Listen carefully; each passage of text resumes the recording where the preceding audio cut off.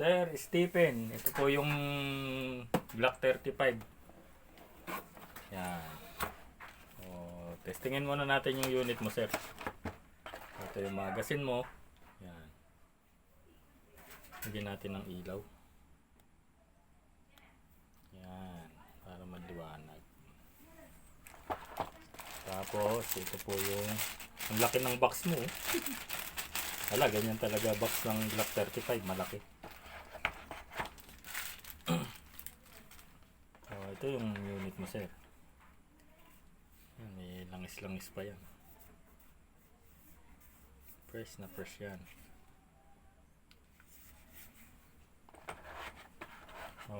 Testingin muna natin yung magazine mo, sir. Lagyan natin ng gas. Pabaligtad lang, sir, no? Diretso lang. Hanapin mo yung pinakadiretso niya. Yan, pag gumaganon yung parang sumisingaw, hanapin mo lang pinakadiretso niya. Tapos yan. So, walang singaw.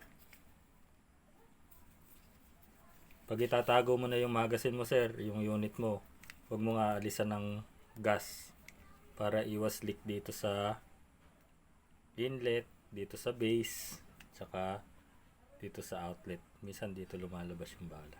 Ay, yung gas. Tapos paglalagay, sir, ng bala, bababa mo lang itong follower. Baba mo lang follower, yan yung. Tapos dito mo lalagyan ng bala. Yan.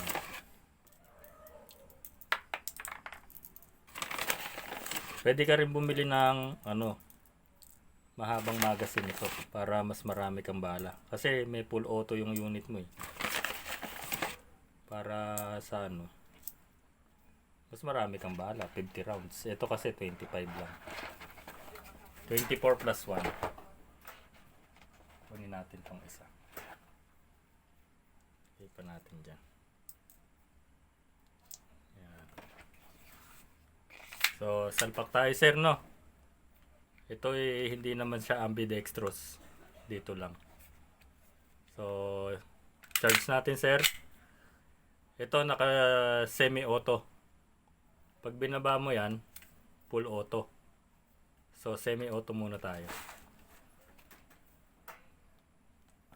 Fire in the hole tayo, sir, ha? Doon nga tayo, yan. Yun, doon. Fire in the hole. Semi-auto. Lakas. Full auto tayo, sir. Full auto.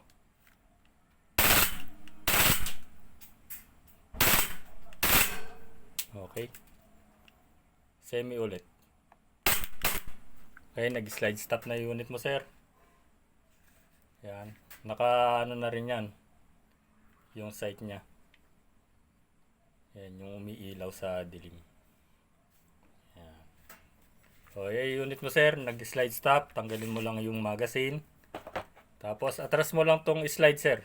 Bababa naman tong Pag lagi mo kasing ginaganon na gagasgas yung pinakakawit dun sa slide.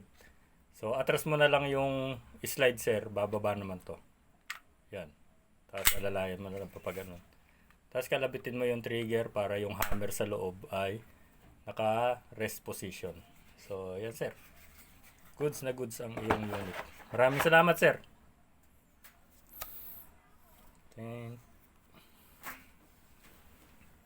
Tapos, siyempre, gugupit kita ng sticker. Yan. Thank you, sir.